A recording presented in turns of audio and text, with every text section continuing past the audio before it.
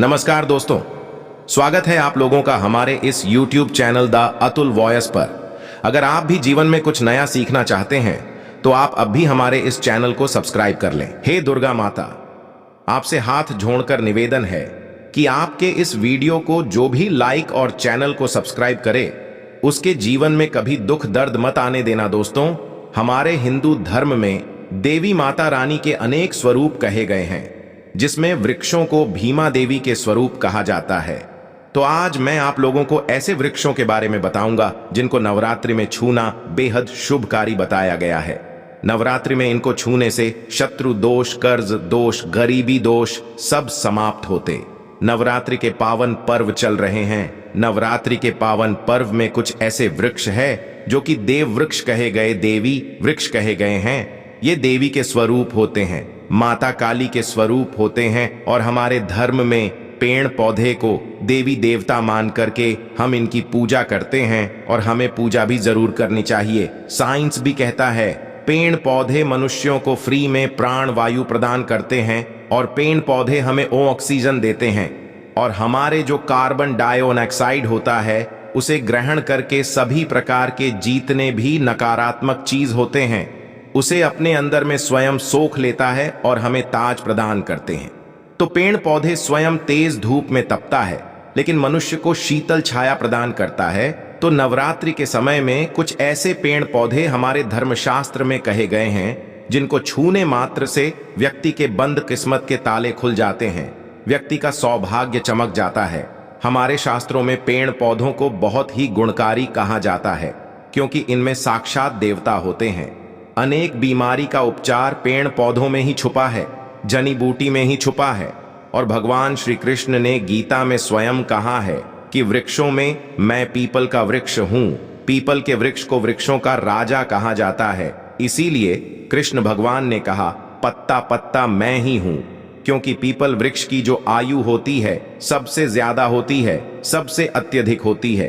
People वृक्ष सर्वशक्तिमान होता है, पूजा पाठ में अत्यधिक इसका महत्व होता है। दोस्तों, इसीलिए भगवान श्री कृष्ण ने गीता में स्वयं कहा है कि मैं वृक्षों में पीपल का वृक्ष हूं। तो चलिए आज मैं आप लोगों को नवरात्रि के समय में छुए जाने वाले वृक्ष के बारे में बताऊंगा। तो जय माता दी अवश्य लिख दीजिए कमेंट में। दोस्तों, हमारे धर्म शास्त्र में अनेक ऐसे वृक्ष हैं जो कल्याणकारी होते हैं, मंगलकारी होते हैं।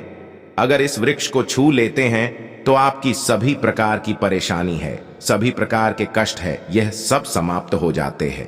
खास करके नवरात्रि के समय में इसका असर कई लाख गुना होता है। नवरात्रि के समय को शक्ति का पर्व कहा जाता है।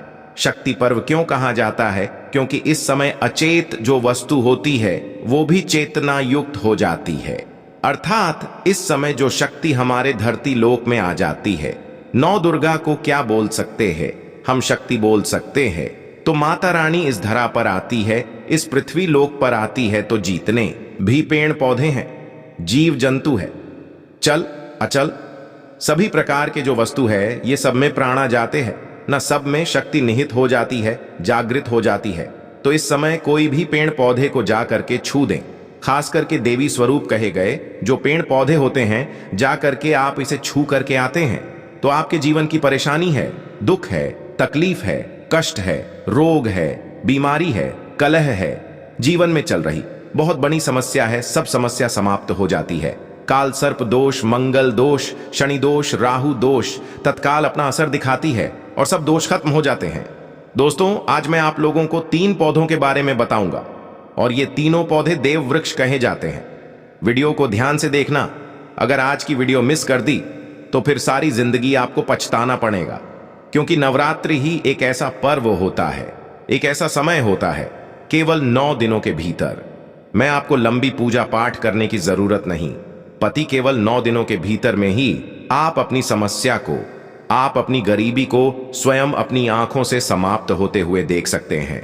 मैं जिस वृक्ष के बारे में बता रहा हूं, यह सारे वृक्ष आपको अपने घरों के आसपास में बहुत ही आसानी से मिल जाएंगे। दोस्तों, वीडियो में आगे बढ़ने से पहले, जानकारी बताने से पहले, अभी तक कमेंट बॉक्स में जय माता दी नहीं लिखे हैं तो जय माता दी जरूर लिखना। जब आप हमारे कमेंट बॉक्स में जय माता दी लिखते हैं तो हमें काफी हर्ष होता है, काफी उल्लास होता है। आप हमारी वीडियो को लाइक करते हैं तो हमारा मनोबल बढ़ता है और आप सभी लोगों के लिए इस प्रकार ज्ञान भरी जो अच्छी अच्छी जानकारी होती है आप सभी लोगों के लिए ले करके आते हैं। तो अगर आप इस प्रकार की जानकारी में इंटरेस्ट रखते हैं तो द अंशु वॉइस चैनल को अगर सपोर्ट करना चाहते हैं तो आप हमारे चैनल को सब्सक्राइब कर हमारा सपोर्ट जरूर करें। दोस्तों, मेरे जो उपाय होते हैं आप लोगों को मैं सरल से सरल आसान उपाय बताता हूं, जो भी हमारे गुरुदेव ने हमें सिखाया है, जो उपाय बहुत ही सरल होते हैं, बहुत ही आसान होते हैं और यह राम बाण की तरह काम करते हैं। जिस प्रकार प्रभु राम के जो बाण होते हैं छुंग होते हैं, उसी प्रकार मेरे वीडियो में बताए गए जो उपाय होते हैं अचूक होते हैं, कभी भी प्रभाव ही नहीं होते हैं। तो वीडियो को ध्यान से देखना। कौन से ऐसे 3 वृक्ष हैं जिसे हमें छू करके नवरात्रि के समय में जरूर आना चाहिए।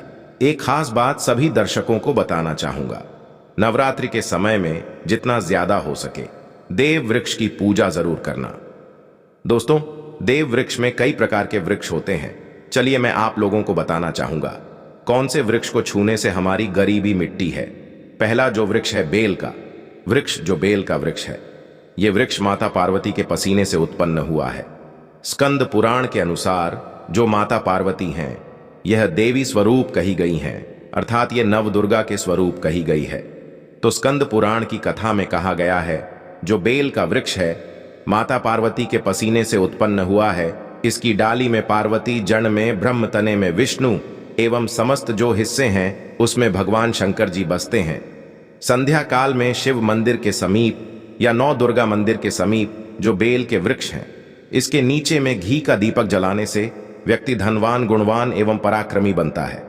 व्यक्ति के सभी प्रकार के मनोरथ की पूर्ति होती है।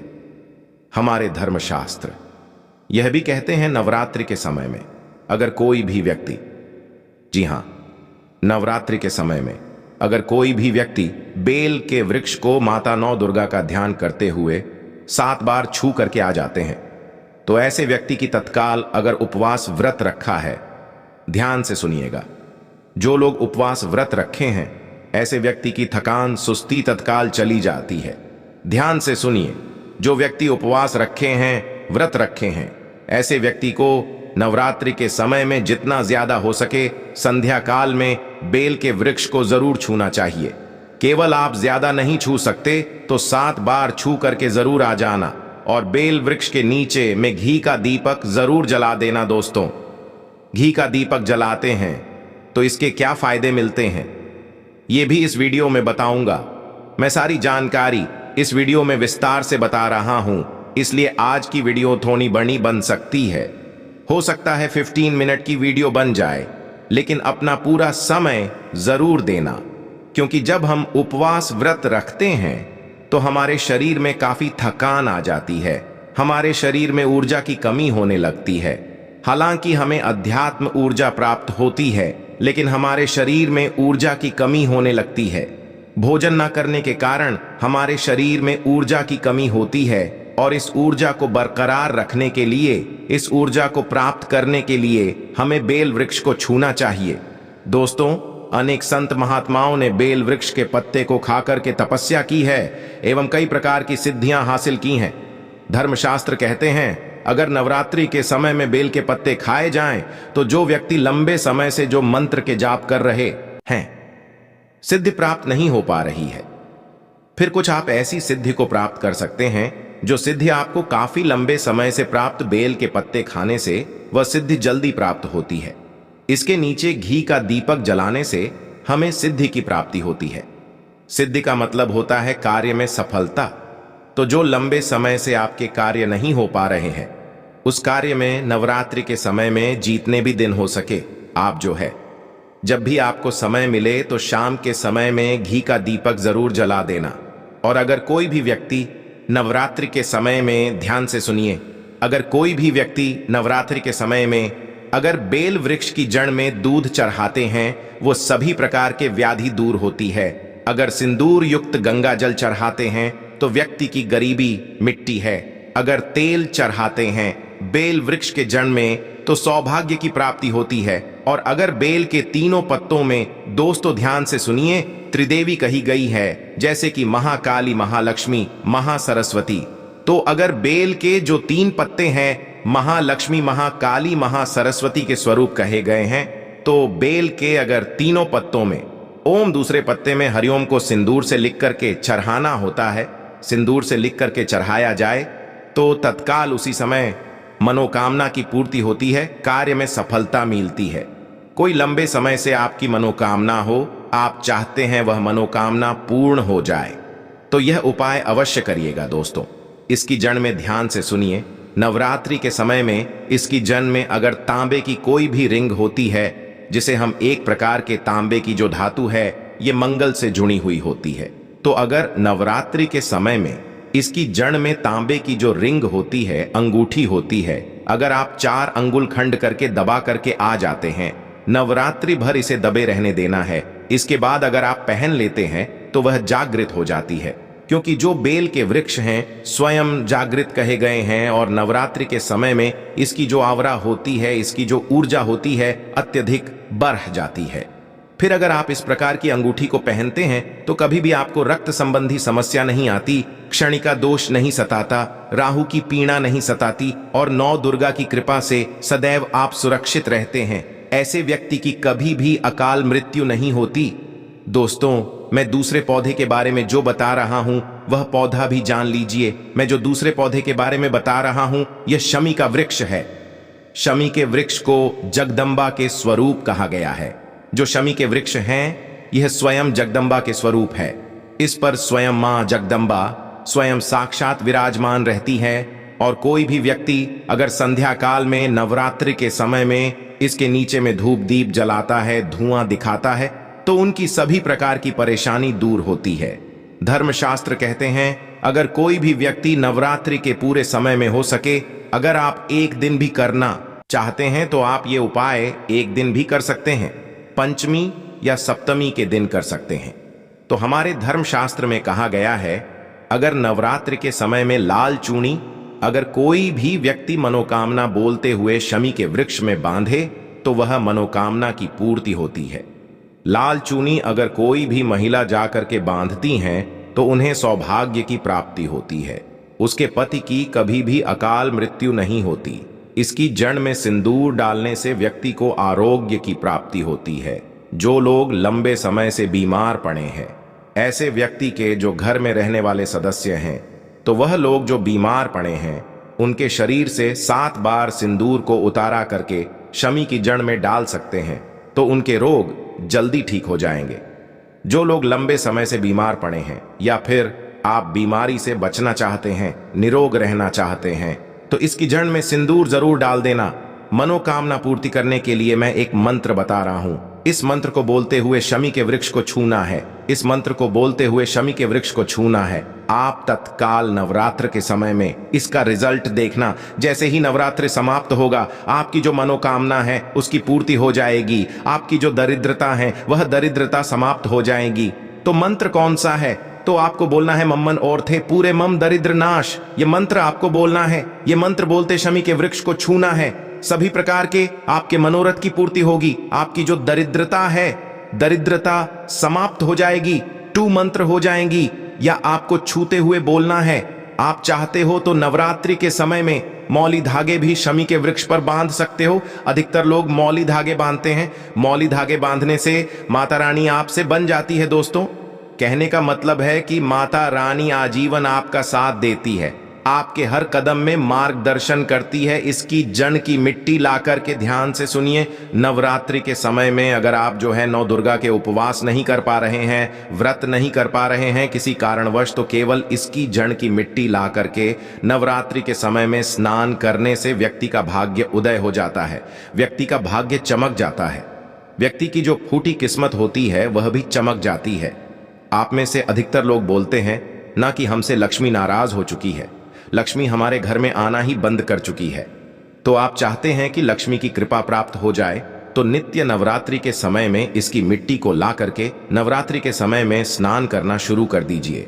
नहाने वाले पानी में डाल करके स्नान करना शुरू कर दीजिए। आपके शरीर से दोष दूर हो जाएंगे। आपके शरीर से किसी भी प्रकार की पीड़ा है, सकारात्मक शक्ति आपके शरीर में प्रवेश कर गई है, वह भी समाप्त हो जाएगी। दोस्तों, तीसरे क्रम में मैं जिस वृक्ष के बारे में बता रहा हूं, मित्रों, इस वृक्ष को देव वृक्ष भी कहा जाता है। जो तीसरा वृक्ष है वह है पारिजात का वृक्ष। पारिजात का वृक्ष समुद्र मंथन से उत्पन्न हुआ था और यह देवराज इंद्र के नंदन वन में स्थापित किया गया था। पारिजात वृक्ष भगवान कृष्ण ने मानव जन कल्याण के लिए धरती लोक पर लाए थे। जो पारिजात का वृक्ष है, इसे भी लक्ष्मी का स्वरूप कहा गया है, क्योंकि माता लक्ष्मी भी समुद्र से उत्पन्न हुई है और पारिजात के वृक्ष भी समुद्र से उत्पन्न हुआ। इस नाते ये माता लक्ष्मी की बहन कही जाती है। तो ऐसा माना जाता है कि कोई भी मनुष्य, उनके शरीर में कितनी भी ज्यादा थकान हो, कितनी भी पीड़ा हो, जैसे कि नवरात्रि के अगर आप व्रत रख रहे हैं, व्रत के दौरान अगर आपके शरीर में थकान है, पीड़ा है, तो पारिजात के वृक्ष को शाम के समय में छू करके जरूर आ जाना। आप चाहते हो तो नवरात्रि के किसी भी टाइम में आपको टाइम मिले, उस समय में जा करके इसके वृक्ष को छू सकते हैं। इसके वृक्ष को छूते ही तत्काल शरीर से पीड़ा है, जो थकान है, सुस्ती है, कमजोरी है, वह समाप्त हो जाती है। इस वृक्ष के नीचे में अगर नवरात्रि के समय में घी का दीपक जलाया जाए, चुटकी भर सिंदूर अगर इसकी जड़ में डाला जाए, तो सभी प्रकार की मनोकामना की पूर्ति होती है। लेकिन आपको प्रार्थना जरूर करनी है कि हे पारिजात वृक्ष, आप देवी स्वरूप कहे जाती हैं, आप हमारी सभी प्रकार की पीड़ा को दूर करे। ग्रह दोष है, पितृ दोष है, लक्ष्मी दोष है, इसे आप समाप्त करें। लक्ष्मी स्वयं आपकी बहन है। माता लक्ष्मी का हमारे जीवन में प्रवेश कर जाएं, इस प्रकार का आप हमें आशीर्वाद प्रदान करें। इस प्रकार से आप इनसे जो है मनोकामना बोल सकते हैं, मनोरथ बोल सकते हैं। यह लक्ष्मी की बहन कही गई है, क्योंकि समुद्र मंथन से यह उत्पन्न हुआ है। तो अगर आप भी जल्द धनवान बनना चाहते हैं, आपके जीवन में कोई कामना है, कोई कामना अधूरी रह गई है, तो हमने 3 वृक्ष के बारे में बताया है। इन 3 वृक्ष को नवरात्रि के समय में छूना शुरू कर सकते हैं। और अगर कोई व्यक्ति यह तीनों वृक्ष को छू लेते हैं, ध्यान से सुनिए, अगर तीनों वृक्ष को छू लेते हैं, तो ऐसे व्यक्ति के कार्य सफल होने से, ऐसे व्यक्ति की मनोकामना पूर्ण होने से दुनिया की कोई भी शक्ति नहीं रोक पाएंगे। मनोकामना पूर्ति करने के लिए, कार्य में प्रगति प्राप्त करने के लिए, अपनी किस्मत को चमकाने के लिए, सोए हुए भाग्य को जागृत करने के लिए नवरात्रि में ये उपाय जरूर करिएगा।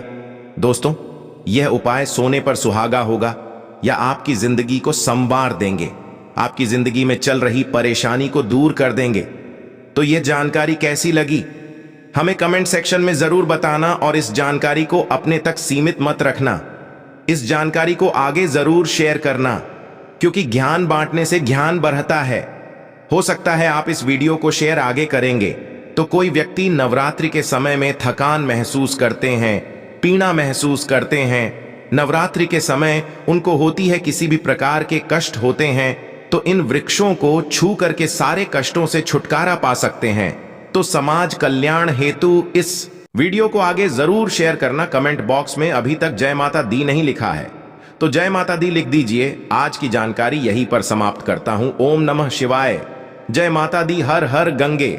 जय गुरुदेव। नमो गुरुदेव। भगवान की सदा ही जय हो।